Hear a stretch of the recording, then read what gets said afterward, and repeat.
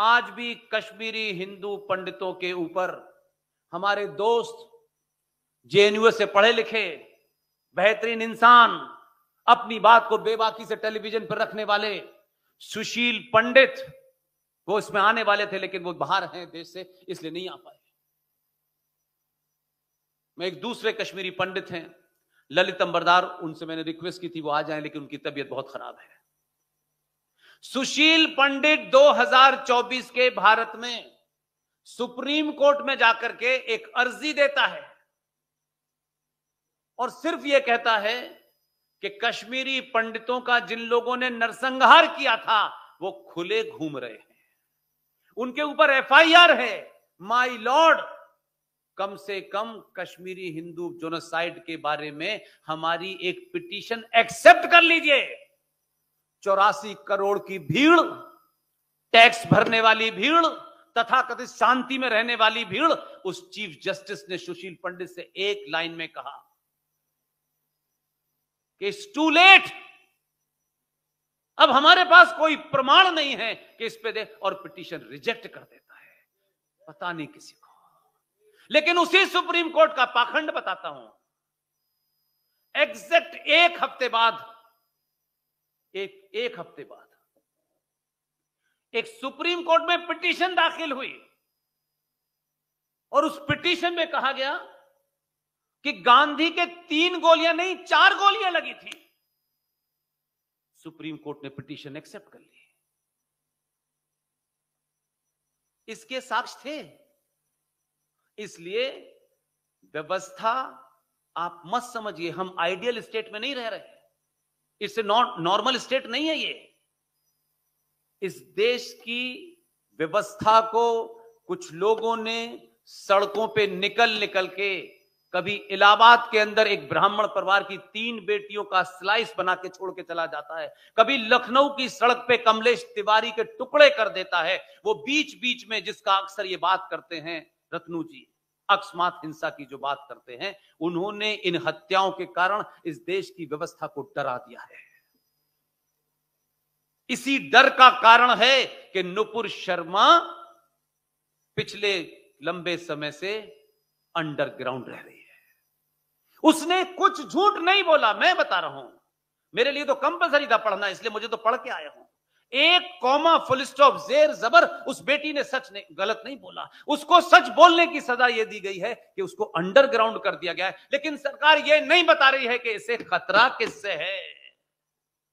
कहे ना सरकार इस देश के जिहादी मुसलमान उसे मारना चाहते हैं, तो पता तो चले कि जिहादी हैं, नहीं तो हम तो भाईजान ही समझ रहे हैं उन्हें, अब तक बेचारा ही समझ रहे हैं। अब तक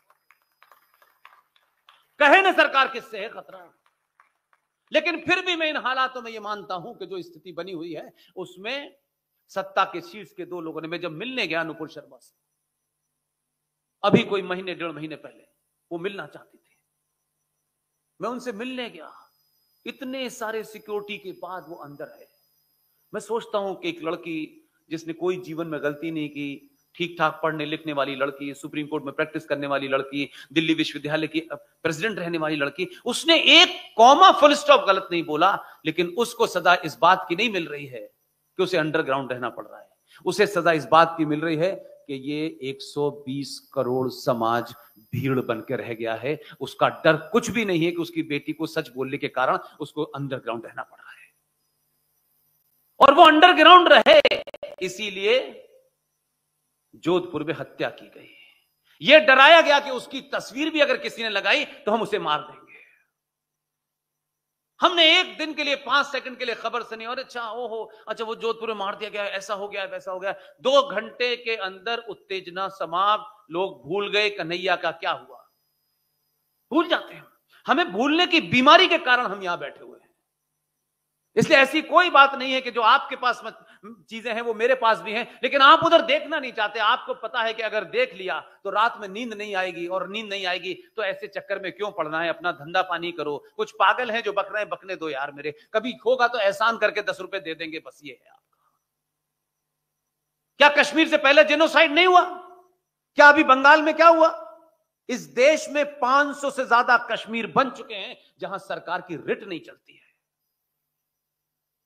पूरा राष्ट्र सरकार के भरोसे चल रहा है। मैं बार बार इस चक्कर में लगा हुआ हूं कि एक बार राष्ट्र की चेतना जाग जाए, सरकार 24 घंटे नहीं, हर सेकंड आपके दरवाजे पे खड़े होकर पूछेगी, बताओ अगला क्या करना है। एक बार अपनी शक्ति का प्रदर्शन तो करिए।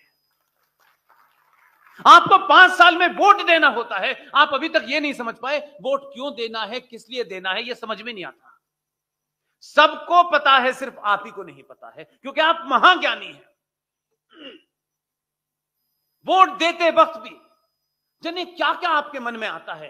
पंचर वाला ये जानता है सनातन सभ्यता के खिलाफ कौन कौन लोग किस किस जगह हैं, वो उनको मजबूत कर देता है।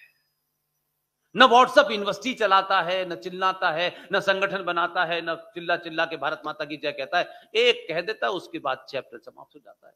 आप सुबह से लेकर शाम तक ये योजना वो योजना, हमें एक होना चाहिए, फलाना होना चाहिए, ढिमाका होना चाहिए, हम फिर वही राग लापते हैं और अल्टीमेट 240 पे किसी को रोक देते हैं। जब डिसाइसिव समय था तब आपने धोखा दिया।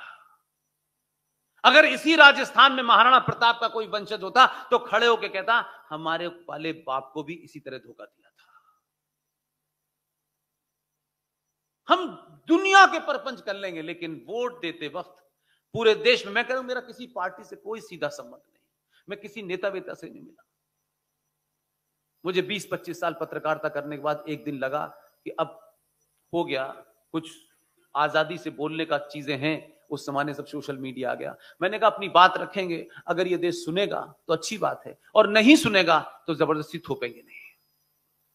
मैं बहुत डरा हुआ था कि मैंने एक नौकरी छोड़ी है, ये सब तमाम चीजें थी, लेकिन मैं इस बात के लिए बहुत मजबूत इरादा था मेरा कि मैं कुछ भी कोई विचार और वैचार बात नहीं करूंगा, कोई आइडियोलॉजी की बात नहीं करूंगा, सिर्फ फैक्ट को ओरिजिनल सोर्स से निकाल के रख देंगे।